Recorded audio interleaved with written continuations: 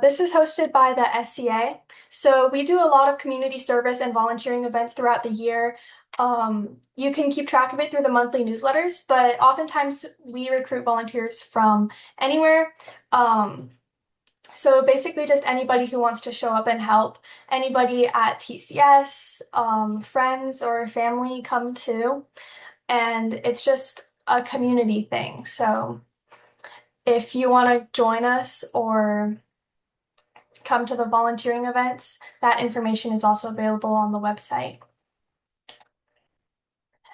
Our panelists today, we have four present, and then Lydia, unfortunately, wasn't able to make it, but she did give us a video that we'll view before the question and Q&A portion.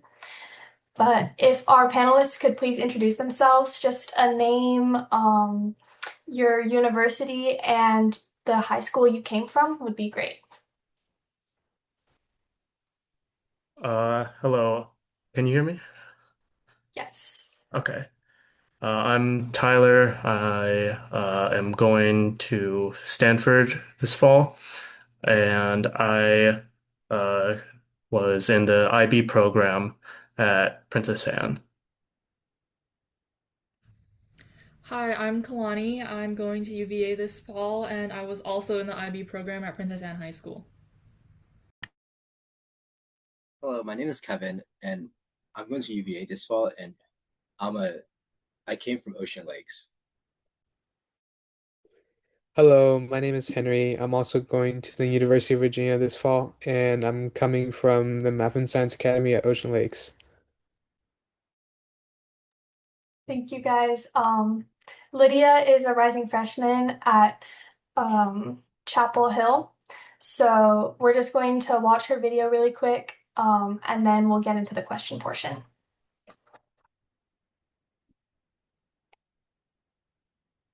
Hi everyone, my name is Lydia and I'm an incoming freshman at UNC Chapel Hill. I know it's that time of the year again for you rising seniors. And I wish I could be there today. I am actually moving in at the time that you play this video. So I just had a few pieces of advice regarding different sections of the college application process. So starting with just like general pieces of advice with Common App, like besides the usual, like start early, like use numbers and statistics to show your impact. My main thing would be like have people read over your essays because you never realize like, yes, you might understand it from your perspective, but with like the word limit and stuff, when you're writing in such a concise manner, sometimes there are some pieces of your writing that can get lost or seem confusing. So it's really important to get those external perspectives in your writing to ensure that somebody who has never met you before can understand what's going on. And so you really want to pick someone who would give you like brutally honest advice, whether that be like an older sibling or an older friend in college, or maybe even like a teacher to just help you through that. And so what I mainly wanted to focus on was like optional resumes and supplementals.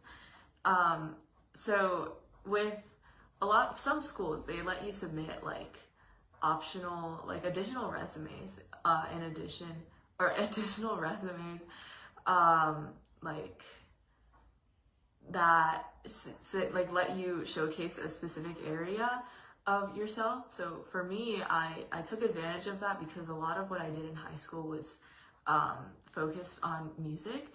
So I had like a supplemental music resume that I would attach to these spaces in addition to like my 10 activities list in Common App for these specific schools. So I would include like the competitions that I did, the ensembles I participated in, master classes, who I studied with, etc. And I would like, my advice would be to like take this opportunity if you have an area, say like visual arts or like you did a lot of like research or like math that you really, really excel in and you have a lot more to say than like the 10 activities that they give you in the Common App section. Because that can really show like the depth that you like did this activity. And moreover, there are art supplements portfolios, say for like you submit a video of yourself playing an instrument or like a physical copy of your artwork. And again, like this goes back to that resume thing. I would consider taking this opportunity, but the thing with submitting these physical copies of your work is to be mindful because, sorry, my cat is here, because there are a lot of talented people out there, right? So the thing is, if your portfolio doesn't live up to your application, it might actually hurt you. So there are instances where it is better to like show off your abilities, and then there are also instances where leaving the benefit of the doubt might help you more. And so moving on to supplementals, which are these school-specific essays. They're usually pretty short, and I would say that my general advice would to view these essays as a way to see whether or not you actually fit within the school. Because every university or college has their own, they're oriented on like a specific factor. Say like UNC is very public service oriented, whereas say like Tufts or Swarthmore, those are like research oriented colleges, and they want to see that like if you apply pre-med, like you have actual like lab experience or something. And so I'd say like do your research to see like the school's motto or like the traditions, because rejection is inevitable, but if you find the schools that like your application fits most strongly into, that can make the college application process a lot easier. And secondly, I would say to consider the theme of your Common App essays before you start writing supplementals. You don't want to be repeating yourself, saying like, I wrote about curiosity in my Common App essay and I'm going to talk about it again. Like, you want to express as much of yourself as possible, because admissions officers want to see who you are as a well-rounded individual. And like, obviously being curious is great, but maybe not if it's your entire application. And so that goes back to like taking these opportunities to showcase yourself with like the supplementals or like the portfolios. And some schools have optional video supplements that I would say like, yes, you should take advantage of that, because if you can show more aspects of your personality, it like I'd say it can only help you. Additionally, for supplementals, you want to be as specific as possible. So like to the point that you are listing specific professor names, programs, classes, seminars, like what separates this school from something else? Like what separates UVA from UNC? Like what does UVA offer that UNC doesn't offer? And so yes, it might come off as like you're trying too hard, but I promise like you want to show that school that you have actually researched them and you show interest in them. Like for example, I remember when I was applying to UMich, I watched this TED Talk of a professor and I quoted him and I tied it back into like because I did TED Talk in high school at Princess Anne, so I like tied that into my essay. And so yes, did it come off as stalking? Maybe a little bit, but like I think that it's really important that the admissions officers know that you actually want to go to this school. I mean, especially if you're like applying to a ton of schools, like you don't want them to get the impression that like, oh, I'm just applying here because of like, it's just like safety net, like, you know. And then in terms of the types of essays for supplementals, most schools will have either a Y major essay or a communities essay. And the thing with this is like, I didn't know this when I went into writing supplementals, but it is completely possible to kill two birds with one stone. So I had like this one communities essay that I used for every single communities essay that for supplementals. And then in terms of why major, say like, why do you want to study neuroscience? Why do you want to study biology? It should answer why you, like it should tie back into who you are and how your interests and experiences align. Because colleges want to see that like you have like genuine passion for what you want to study and not just like I want to be a forensic geologist because my grandpa was one. Um, and so that might look like, how does biology show up in your everyday life? Like how does it show up in how you think or like how you express yourself? Like it has to be connected in some way. And then lastly, for essays in general, I'd say that you should focus on sounding human. I know that sometimes there's a lot of emphasis on sounding smart. Like, yes, vocabulary is important, but every sentence should not sound like the Merriam-Webster dictionary, because that takes away from who you are and who, like, what these admissions officers get from you. And I just wanted to touch on recommendations really quickly, but like when people say like start early on essays, yes, that's important, but for recommendations, like you have to ask early. I remember like I like went to my counselor on the first day of school and I introduced myself and I was just like, hey, like you're writing for me for my college application, so I just thought like it'd be nice that you actually like know who I am and like match my face to my application. And then same thing with like the teachers that you ask, because like you want to do it as early as possible. These deadlines come up a lot faster than you'd expect. Like October 15th for me, like UNC Chapel Hill, that was literally, I blinked and then it was there. So I asked on the first day of school, but and I would just say like have your resume and your brag sheets available so that like these people can actually know you a little bit before they write about who you are. And to conclude, like I apologize if this is slightly unorganized, but that kind of sums up what I wanted to say. I know that this process is super stressful, but like everyone before you went through it, so you can do it too.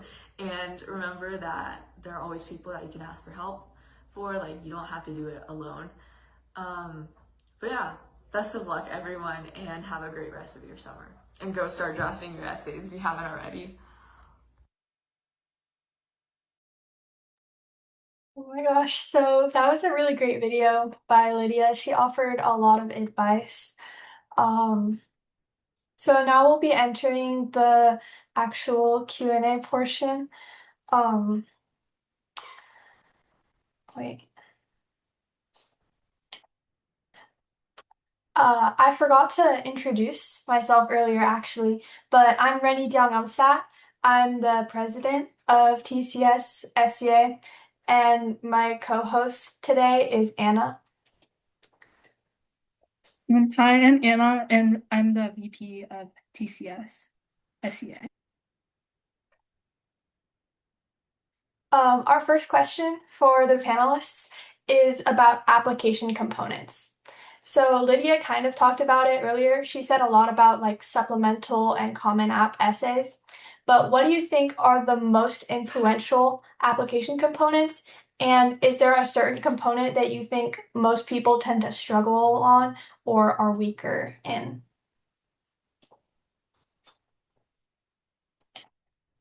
I'll just go first.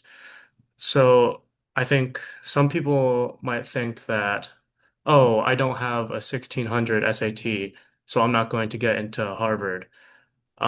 That's not true in like any sort of way.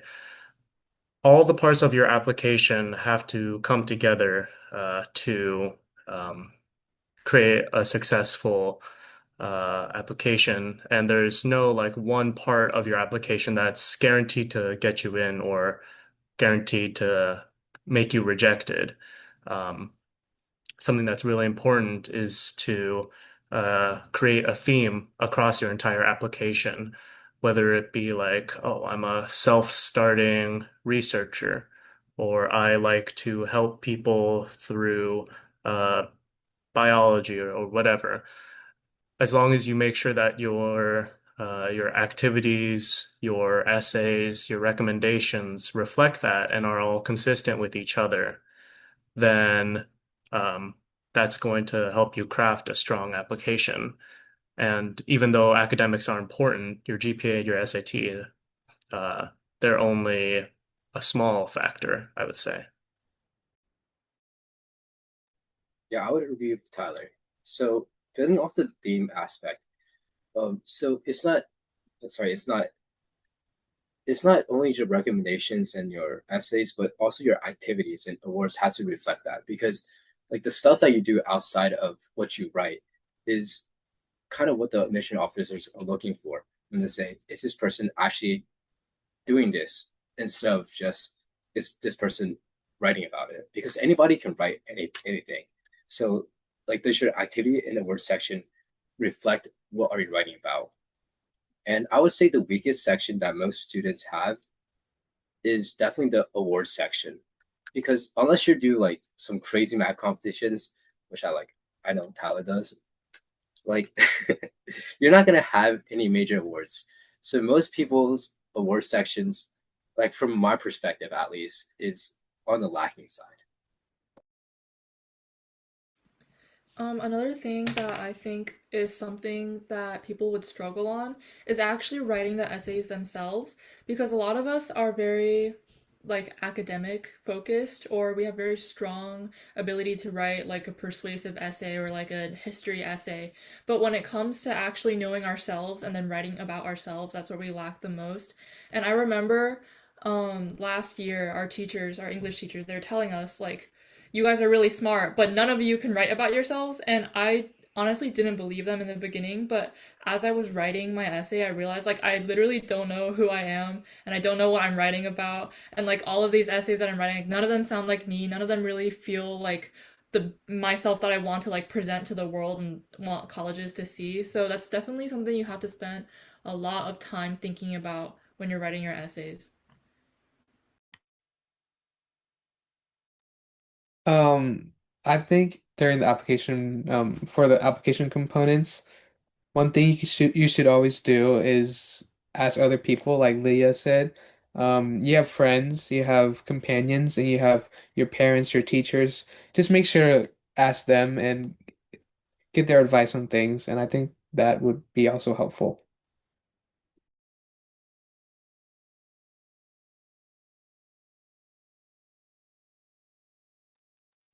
Okay, for the next question, it's gonna be on college essays. I know Kalani's just speak on this, but what are some other advice and tips you would give when you're writing your college essays?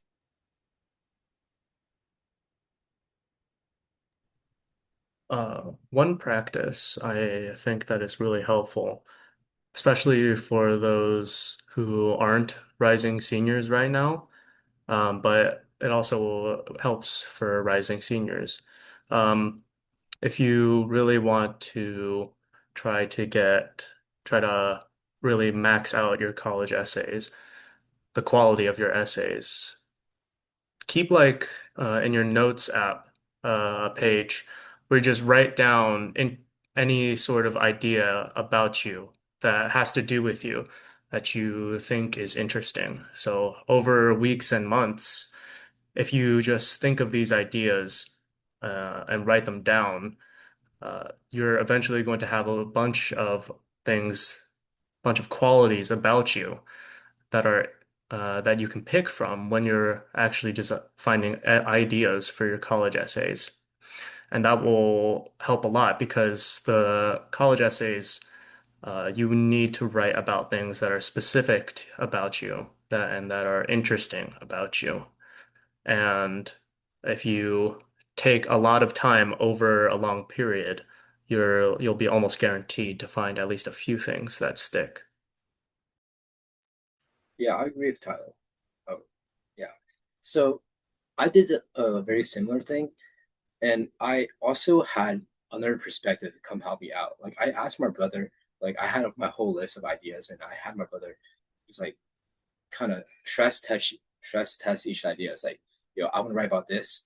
Is this good? And like it was basically a back and forth between me and him asking, like, should I write about this? Is this a good idea or not? So definitely asking someone else to help like ideate for your essays is a good idea. Because personally, I spent like most of the application season, like I started like spring of junior year and then, like all the way to like fall of senior year, like before I'm about to start writing my essays.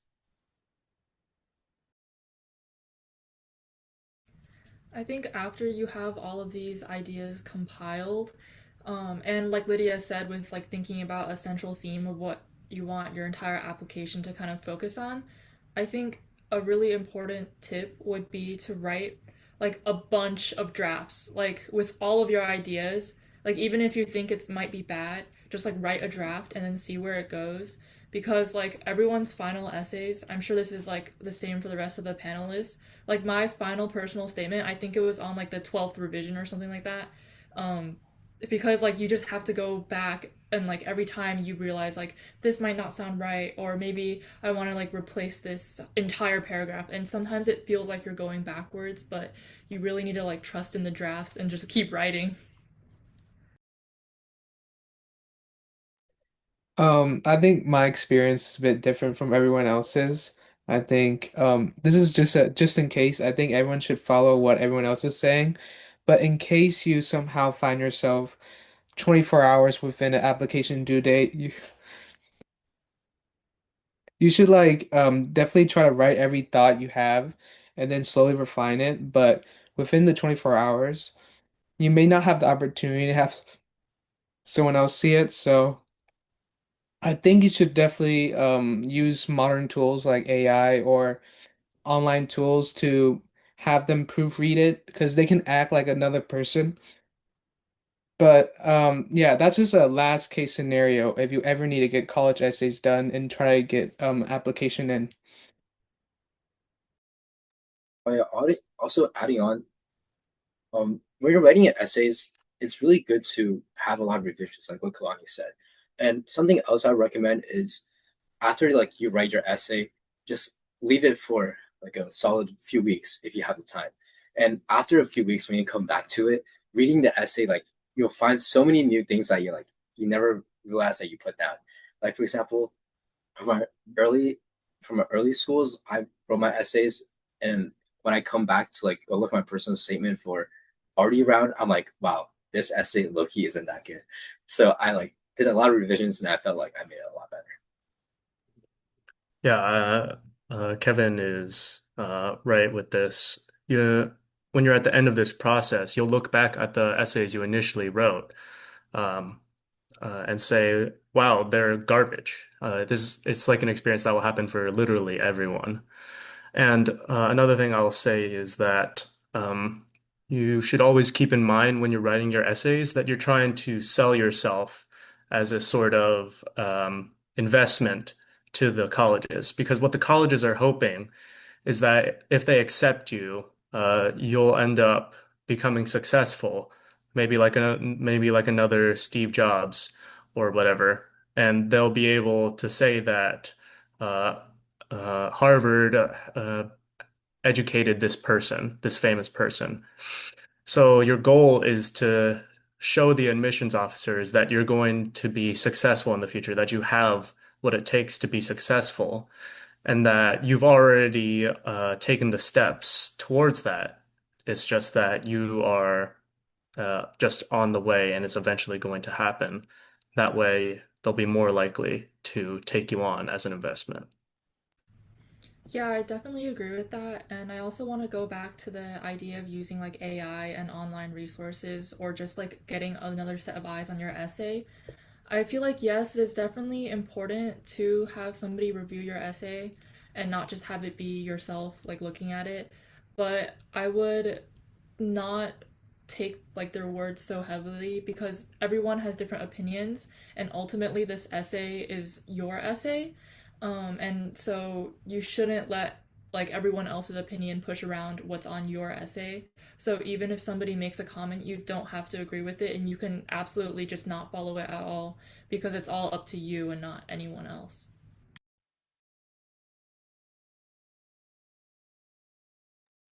Okay, that's great about essays, but on a different note, our next question is about college lists.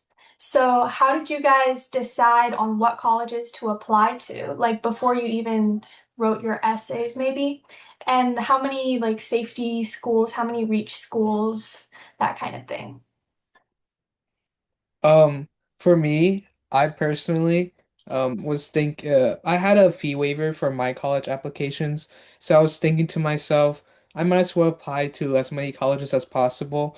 So I maxed out the Common App, and I thought like on Common App you have a limit of 20 applications, and I was like really bummed out about the fact.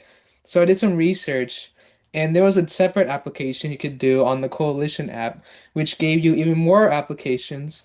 So I tried to apply to about 40 colleges, and if you guys do that, it will waste a lot of your time.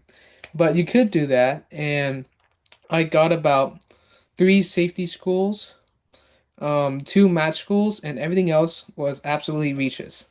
And it worked out for me, I would say. So definitely, if you have extra time or you know how to prepare yourself to work effectively and get essays done, just apply to as many colleges as you can. So for me, I ended up applying to 13 colleges, not as many as Henry, just a little bit less. Um, and originally I was actually planning on 12, but then as I'm like a person who gets stressed really easily, so as I was like going through my application, I was like, oh no, what if I don't have enough safety schools? Like, what if I get rejected from every single school I applied to? So then I added another safety at like the very last second. Um, but I think when I really thought about it, I feel like most of my applications were to safety schools, and then there was like no target. It was like all safeties and then reach. Um, which I feel like isn't really something you should go for. You should definitely apply to colleges you think you could get into. Um, because what will end up happening if you don't do that is like you could get rejected from all of your reaches, and then maybe all of your safeties think you're too good, so you get rejected from all of your safeties, and then you have nowhere to go. So definitely consider like the level you think you're at and the level like that you think the colleges would accept you. And then when I was searching for my college list, I don't know if this is like the proper way. I low-key just went on Google and looked up best medical colleges. And then I went through the list and I had like a few kind of requirements for myself. Like I didn't want to be in like somewhere that was really hot or somewhere that was like in the middle of nowhere. So I kind of limited my colleges through that. But honestly, like the way you search for your colleges is kind of up to your own preferences. So For me, So Calorie. Yeah. okay. Um, I don't quite remember how many colleges I applied to. It definitely wasn't as much as Henry, but I was in a kind of a unique situation maybe because I believe that my application was strong enough that I didn't have to apply to very many safeties, but it wasn't strong enough to like be sure that I would get into a reach. So I ended up going pretty top heavy with the reaches. I applied to mostly reaches, but um, the what you should do is you should assess the strength of your application. If you think that you have a solid shot at Ivy, Stanford, MIT, then you should absolutely shoot your shot. Um, and what I did, I kind of just took the top 20 list and just went down the list with my applications. But in hindsight, it probably wasn't a great idea because there are a lot of schools that are on there that I probably would never see myself going to. So what you should do when you're thinking about a college to apply to, you should go to their website, look, check out the vibes of it. It might sound stupid, but you can get the vibes of a school from their website and how they describe things and show things. And if you think that the culture doesn't fit you, if you think that the academic environment doesn't fit you, then you should not apply because chances are you'll end up unhappy there if you go. I think um, for you might want to consider uh, like the rankings of the school in that though. Even if you don't think that Harvard is a good fit for you, Harvard is still a really top ranked school. But apart from that, I thinking about fit is really important because it'll ensure that you're happy when you're there and that you'll be more enthusiastic when you're writing your essays. Yeah, I totally agree. Like having fit for that school, like do you want to that go to that school or not, is a really big factor when it came to like me choosing colleges, because I personally apply like 5 or 6 colleges, so I didn't apply like that many because I only applied to schools that I really wanted to go to, and like if I got in it, like I'll be happy to go. So most of the time, I didn't like want to apply all the IVs because I'm like I don't want to apply to complete this application and like use up this much time for writing like their unique supplementals when I don't want to go to the school, even if I did get in. So yeah, like a really big part was fit. And also another aspect was like I consider like how much time does it take to write the essays? Because if you're applying all the top schools, like the top 20 schools in the Ivies, they have their own unique application. So you also got to think, do I want to spend a lot of time like applying to a lot of schools or a lot of time working on colleges that I actually want to go to? So I chose the latter option because I want to make the applications for the schools that I wanted to go to stronger compared to like being mediocre. I also wanted to add, when applying to college, make sure to check your financial situation with each college, because some colleges may be too expensive, and there are good private schools or private colleges that would give really good financial aid, and there's some like safety public schools that would give very good scholarships. So I'd say you should definitely look into scholarships and finances to make sure that you have a good time at the college and not have to worry about the finances.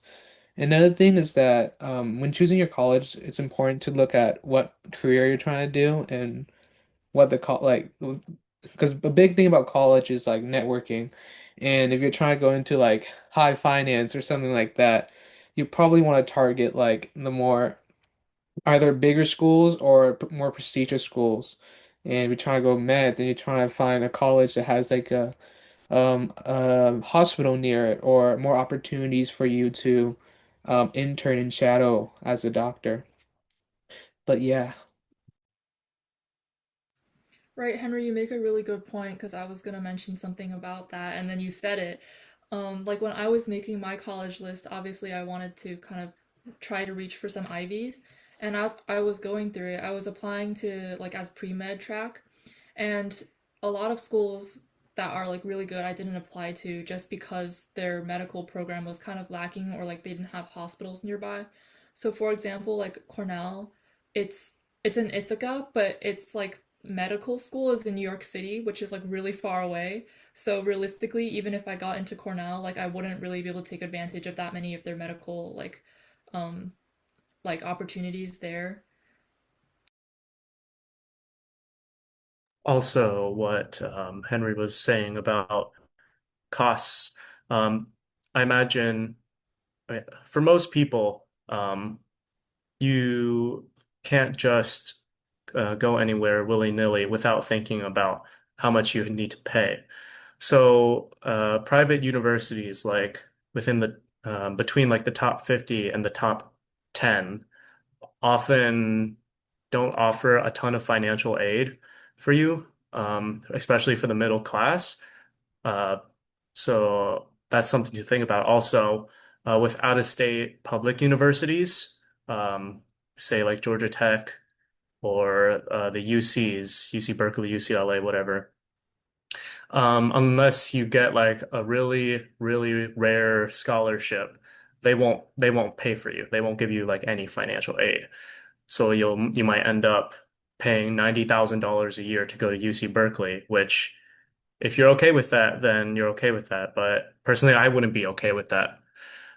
So, something you can do before you think about applying to a university is to search up the university and plus it's called Net Price Calculator. And you'll be able to input your financials and in-state, out of state, if it's public, your status. and you'll be able to get a rough estimate of how much the university will give you in financial aid and how much you'll have to pay, which will save you some headaches if you get accepted later on and find out it's too much for you, for your family to pay. And another thing, adding on to the financial aid aspect of it, is most of the scholarships that you're likely to receive are applicable for like in-state only. Like there's like you have a higher chance of getting scholarships that's for in-state schools because those scholarships want you to stay in schools in the state instead of going out of state. Like the big ones, like Coca-Cola, yeah, like it's like 35,000 for like anywhere. But that was like harder to get. But the majority of the scholarships is like for schools in state. So that's like another factor if you're wanting to consider the financial aspect of it. Okay. So once you've developed your college list, I think our next question, Anna will introduce. Yes. So our next question is, can someone explain the difference between early decision and early action, and how should you go about applying early? So so most regular deadlines for college applications are around the New Year's. Early decision, early action deadlines, they allow you to apply early and get a decision typically in December or January. And you'll apply on like November 1st or October 15th, November 15th, around that time. And the benefits of early decision, early action really depend on the college you're thinking about. Early decision is binding, which means that if you get accepted by a college under early decision, you have to go unless you are physically unable to pay for it. But if you get accepted, basically, you are required to go. And so what that does is it gives you a benefit bump in the application. Uh, Universities that have ED, like Johns Hopkins or Penn or Brown, they'll fill like 50 or 60% of their class with applicants from early decision. So if you are like dead set on a university, I really, really, really want to go to Penn. I don't understand why you would want to go to Penn, but that's just me. If you really, really, really want to go to Penn, then you apply early decision to Penn, and that will likely help you get in. Also, adding on, early decision is binding for one school only. So if you apply ED, you can only apply ED to one place. And for early action, you can apply to as many schools as you want early action, as long as they offer it and there's in and you didn't apply on their school ED. Is that right? I'm pretty sure. It's like something like that. And there's another term called REA, which is restrictive early action for some schools like Stanford and Princeton. And there might be another school, which and maybe Harvard. So for those, you can only apply to that. You can only early action one school, one private school. So that means you can still early action public universities like UVA and other schools, which I'm not too sure which ones. Some Another thing is that some universities will have early decision one and early decision two. Like JHU, for example, their early decision two is due, I think, January 2nd or something like that. And their ED1 is like with all the other EDs. So if you do come across a school, let's say you want to apply ED to another school, so you like early decision one school, and let's say you get rejected, and you probably get that result before the ED2 date. You can also apply to the ED2, and this way you'll have like two early decisions. And that's really good for if you like really, really, really, really want to go to like two schools and like you can't really pick between them and oh, like this school has ED2, so I'll go for it, you know.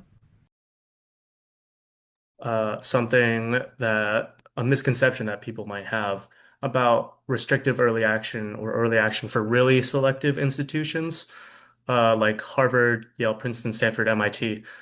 People might think that just because early action or restrictive early action at these colleges have higher acceptance rates, that doesn't necessarily mean you should apply early action to these colleges, because oftentimes, if let's say you have a person who won the International Math Olympiad, it's really likely that they're going to apply early to MIT or Caltech because, their application is so incredibly strong. So if you apply early to a university like Harvard or MIT, then you're going to be going up against these people that are really insane, or they have legacy connections, or they're recruited athletes, and you're really going to suffer against being compared against them if you're just a normal person. So if you're applying to colleges in like the top 10 or the top 15, I would personally advise you uh, applying early action if you have a more normal application. But early decision will still always help you. And also, a fun fact for like rising juniors, um, if you want to go to Chicago, the University of Chicago, what you can do is apply to a U Chicago summer program. And what they do for the people who go to this program, they give them a special application in like October. It's called Early Decision Zero. And if you get accepted to that, it's binding on all that, but it has like a 50% acceptance rate if you go to that summer academy and apply ED zero.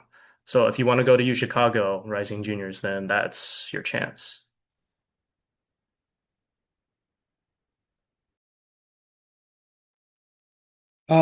In case you guys didn't know already, when results come out for early decision or early act, I'm not sure about early decision, but for early action, there's usually three like things that could happen.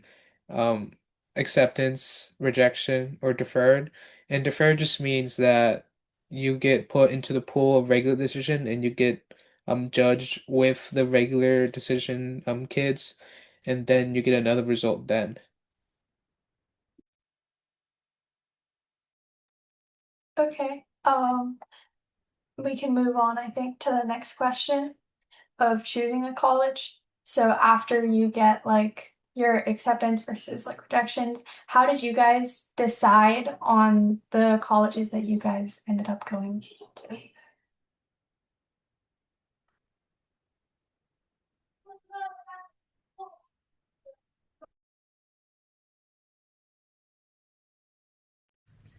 For me, out of all of the places that I got accepted to, like UVA was kind of already at the top of that list, but there was another university, but the tuition is honestly what ended up deciding it for me because the other one wanted me to pay 100K a year for tuition, and I cannot afford that, so I had to let go of it, and that's why I went to UVA instead.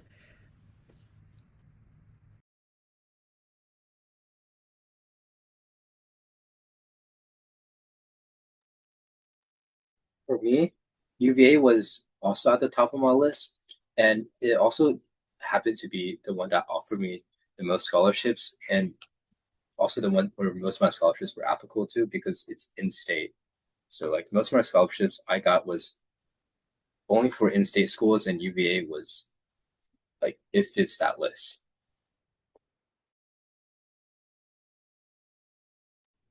Uh, for me, Stanford was the um, highest ranking college that I got into. It was also the best financial aid offer. I think those two factors are pretty much what goes into your college decision.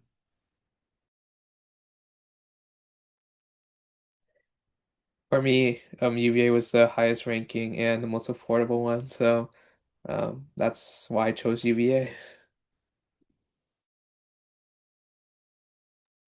Okay. Yeah, I guess that was like more simple question, but this is the last one I think that was written beforehand, and then after that we'll do audience Q&A. Oh, so the next question is, what would you do differently if you have another chance to do your college applications?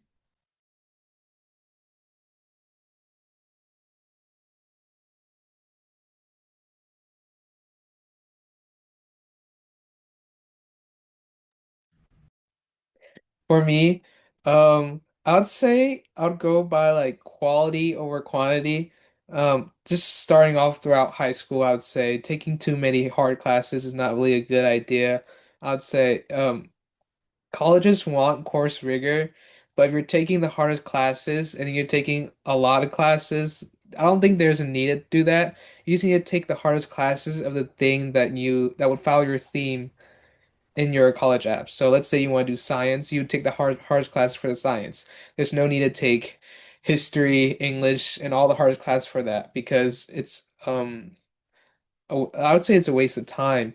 And again with the quality over quantity, if you can do less but be able to do more for each one of them, you would have more time because like one thing is classes. Let's say you take a lot of APs, but then you can't study for all of them, so then you get not as good grades. But let's say you take less APs. That means less homework. That means more time to do the homework that was already given and just more time to study during school and after school.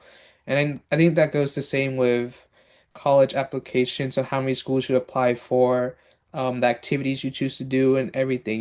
You gotta do things with purpose and you gotta um, do it, put a lot of time into it and have like some sort of goal and yeah.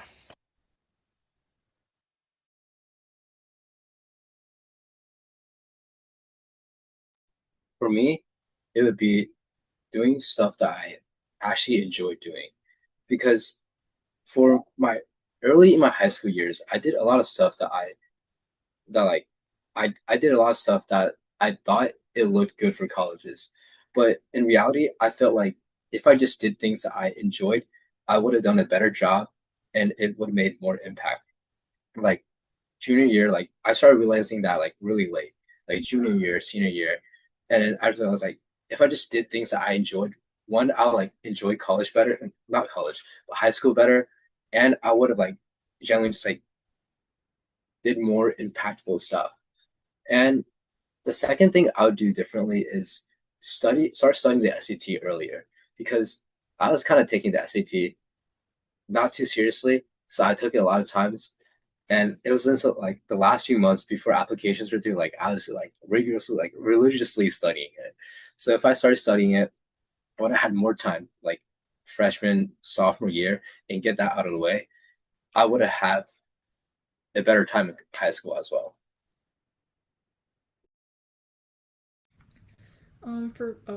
For me, extracurricular wise, I think I should have made all of my activities kind of towards a central goal because I feel like I kind of spread out some of my activities and some things like I feel like I mean I just did them but like they weren't really things that I thought were that fun and I thought it would like benefit my application. But I realized like applying to and being in all of these clubs, like if just being in it doesn't mean anything, you have to actually like contribute significantly. So if you're in like I don't know like 20 different clubs but you contribute significantly to none, that's the equivalent of being in zero clubs. Um, and especially like if you don't really care about them and just applied for the application. And then regarding like the physical application itself, I wish I would have started like thinking about it and taking it seriously way earlier because like I found myself during winter break like pulling like 10-hour days of like just straight writing essays like for 10 hours every day and it was like really draining. um like if I thought about actually like doing that earlier and wrote it like maybe in September when I wasn't as busy, like I feel like that would have eased the stress that I had a lot. Um, especially if you're an IB, like senior year is actually insane. So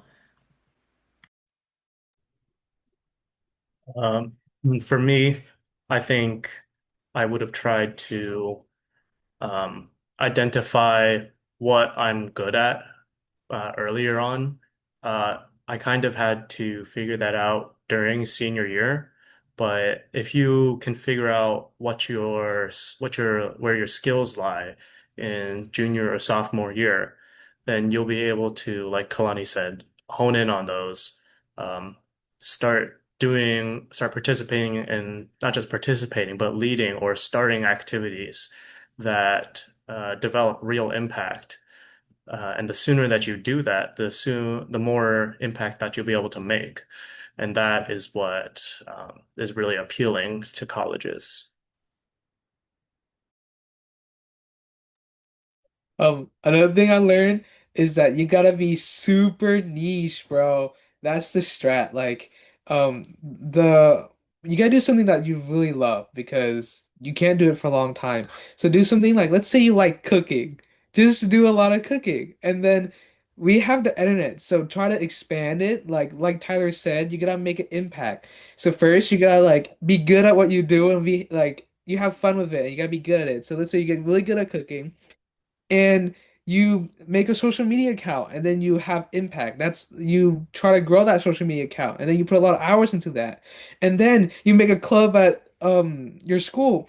I think it's important to find something niche that you love a lot and then expand on that. Not don't try to find it from outside of you. Try to find it from within, from what you like, and then have that grow. I think investing in yourself and doing something you love would give more profit and benefit to overall applications and like later on in life than just looking outside and seeing what would immediately give me like bonus points or what would look good in my application already. I think growing it yourself would look the best.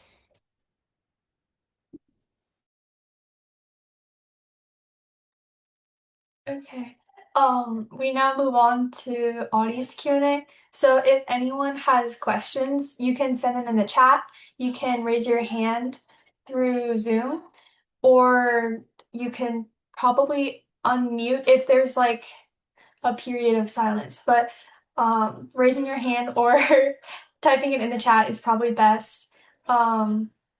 And while people are sending questions, I had a separate question for you guys, which was how important do you think it is to like tour campuses? So like visit colleges where you want to go for like the vibe or like the lay of the land, I guess. Because I remember Kalani also said something about like climate too, or like in state versus out of state.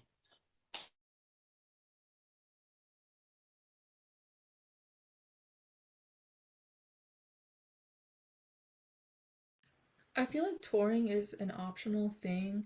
Um, like you'll definitely be able to get kind of a feel for the atmosphere of the like school by touring it, but also like you could totally just find it through like looking at the website or like Reddit was like my best friend going on Reddit and seeing like what people post under like um that university um and like you don't have to go to the university to kind of see if you would like it or not. And with climate, like you can kind of just Google like weather in like XYZ city. Um, but yeah, I don't think you have to tour, but you can tour if like you kind of want that in-person experience because sometimes it is true sometimes the university in person will seem different from what it is online.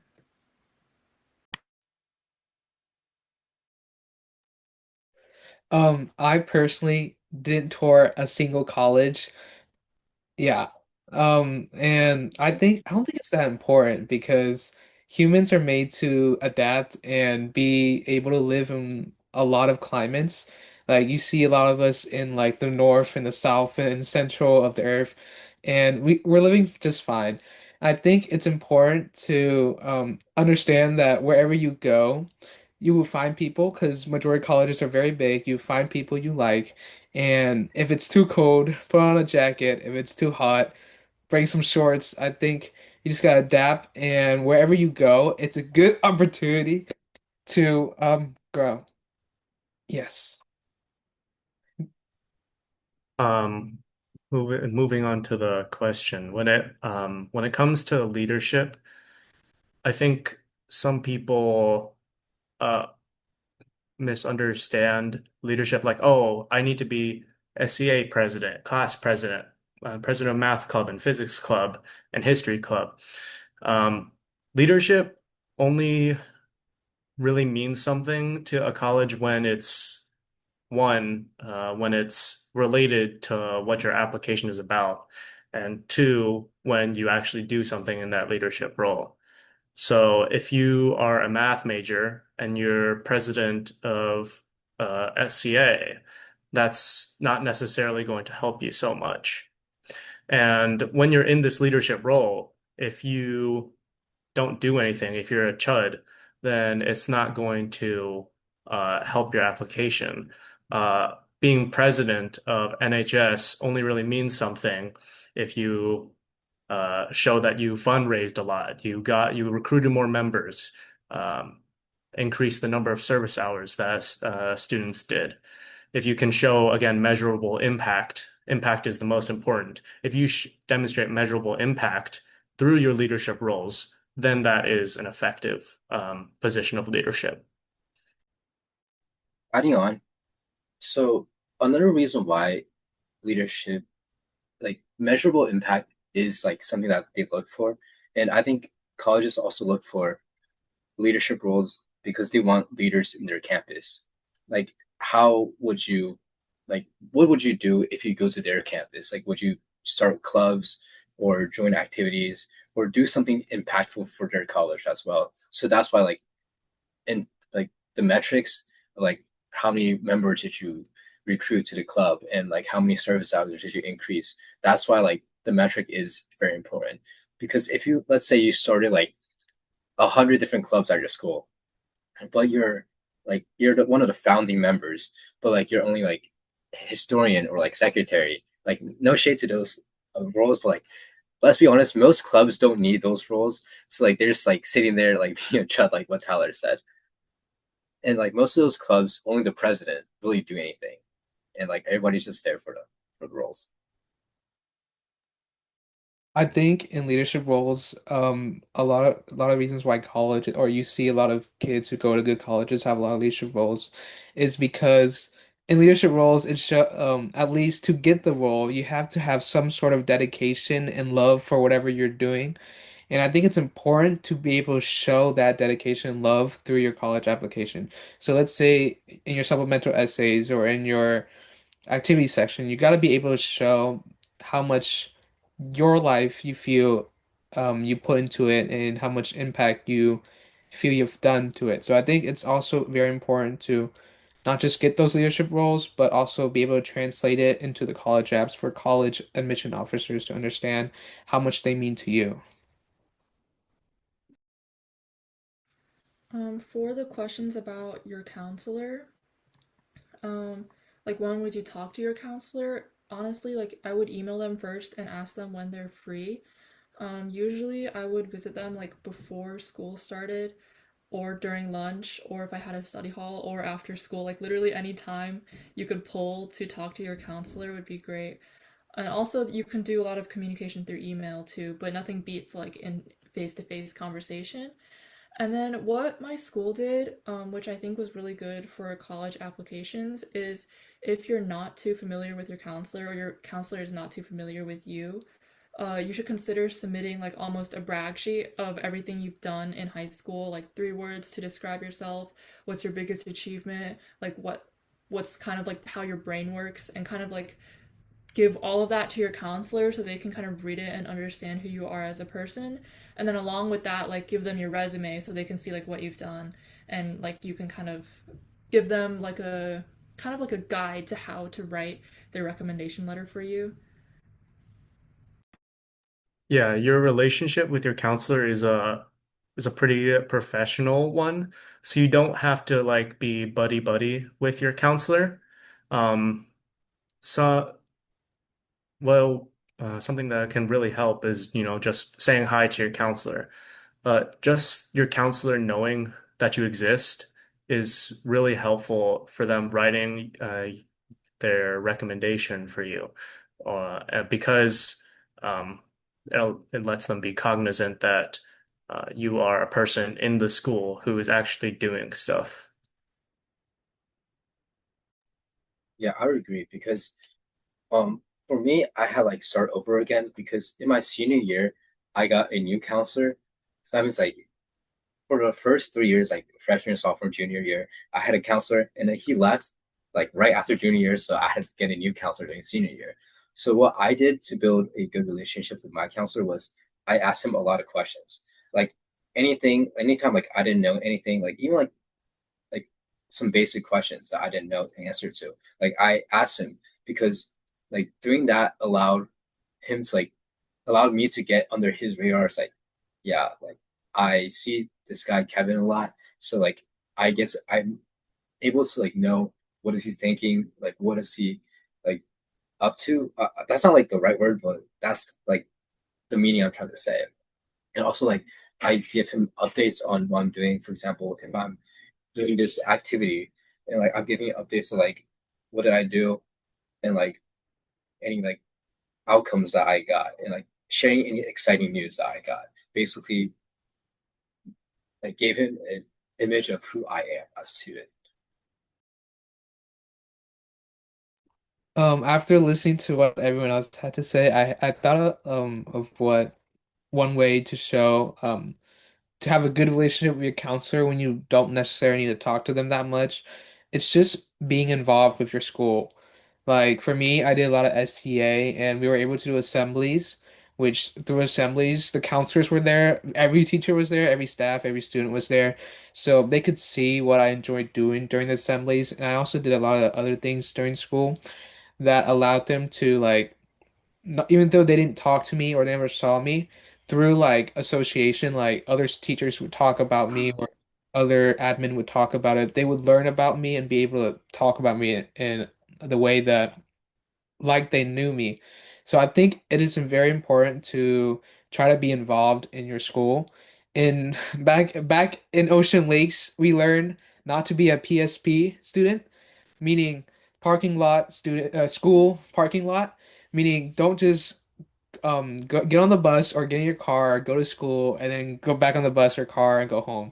Try to be involved and be there and let people know your face. Because then, if people know your face, your counselors can ask those people, and you don't always have to talk to your counselors all the time because they can learn about you passively just through interacting with everyone else at the school community. I think there was a question earlier in the chat that I think would be interesting if you guys answered. But it's, was there something you stressed about in high school that you realized doesn't matter to colleges, like big picture? I think one thing that people stress out about a lot is not having enough volunteer hours. I think I answered it a little bit before, but colleges don't really care so much about how many hours you spent doing something as opposed to what you actually did. Because again, I keep saying it, it's the impact that matters. Um, and another thing that I stressed out about um, was probably worrying that I was behind other people. I saw that some other people were uh, doing summer programs or getting a lot of leadership positions. Everybody finds their own path through life, and that applies to high school as well. If you focus on what you yourself are doing, then you will end up making something strong out of that. And if you try to follow what other people are doing, you're going to be unhappy and it's going to end up poorly in the end. For me, I think I stressed out way too much about my grades. Um, like the difference between like a 98 and a 97. Like I was like stressing about that. And like now that I think about it, like it really doesn't matter. Like honestly, as long as you're in like maybe like let's say like top 10% like or top 5% of your class, like it doesn't matter if you're like slightly lower or slightly higher, or like if your friend is taking one more AP class than you and you feel like you're being left behind because your friend is also in 20 billion different clubs and like you're only taking 5 APs but they're taking 6 APs. Like it doesn't matter. Like your application is like yourself, um and their application is their own. Like their whole life situation is different from yours, so as long as you focus on making your essays and your application the best it can be, to reflect you, and that's all that matters. Because like maybe they're taking like 20 billion classes and 20 billion ECs, but they're like completely dead every day, and maybe you prioritize like, I don't know, your health more, or something like that. Like everyone is different, so I wouldn't compare so much or like stress out about your grades.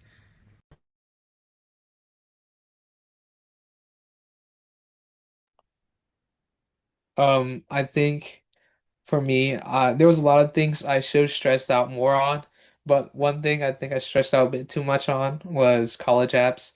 Um, I don't think it matters that much either way, as long as you have a goal and something you want to do, and you have a decent standard for yourself, and you keep yourself in check, and you have decent risk management. I think everyone will do fine in life. I think college apps is not the end of your life or not the end of the journey. Because right now, I stress about it too much. I have no clue what I'm going to do after college apps. That's why you shouldn't stress about it too much. But yeah, you still have like, I don't know, 40, 60 years after college apps to live. So definitely try to stress out more on those 40 and 60 years rather than a college app. Yeah, I have to agree with what most people said. It's like comparison, people say that comparison is the thief of joy, and I completely agree with that. Because if you're comparing yourself with a valedictorian, unless you're the valedictorian, like there's really no point in doing that because like there there's like your own race that you gotta run. Because like you don't know what other people's circumstances are, and like you definitely have a different circumstance that you're living.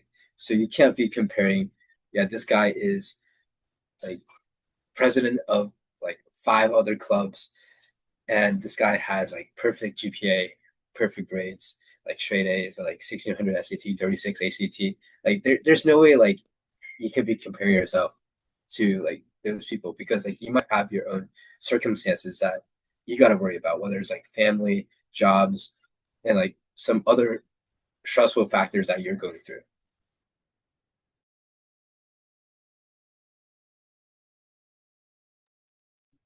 Okay, if nobody else has any questions, that'll be the end of the Q&A. Thank you so much to our panelists today. You guys gave really great advice, and I'm sure everybody learned a lot. If you guys still have questions, you can ask TCS. You can check out our website. We have our mailing addresses here. Otherwise, we also have an Instagram. We have a Facebook, I'm sure. But that'll be it for the info night today. Thank you so much for attending. Bye.